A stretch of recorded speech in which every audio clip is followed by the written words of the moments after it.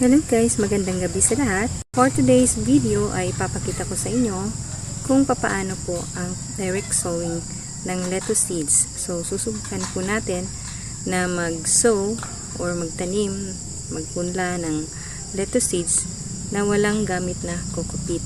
So ang gagamitin lang natin dito ay tissue. Ang atin pong lalagyan ay dapat malinis.